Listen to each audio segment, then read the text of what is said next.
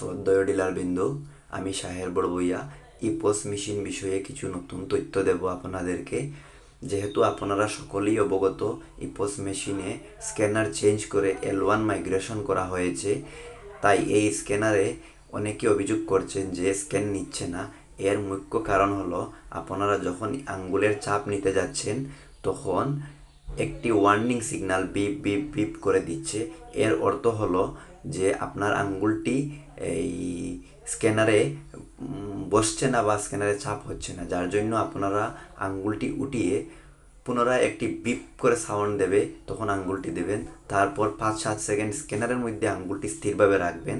তারপর একটি লম্বা সাউন্ড করবে বিপ করে, সেই সময়ই আপনারা আঙ্গুলটি উঠিয়ে নেবেন, তাতে স্ক্যান সম্পূর্ণ হয়ে যাবে।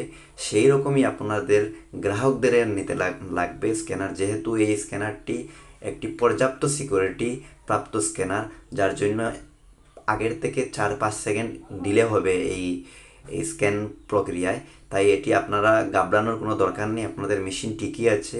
সেই সঙ্গে আমি আরও জানাচ্ছি, যদি আপনাদের অসুবিধা হয় আপনারা গ্রুপের মাধ্যমে আমাদেরকে জানাবেন। ধন্যবাদ।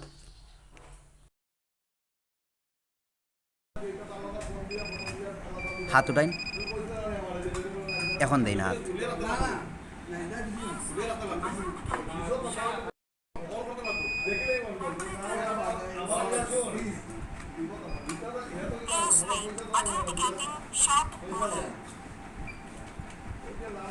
Operator logging success.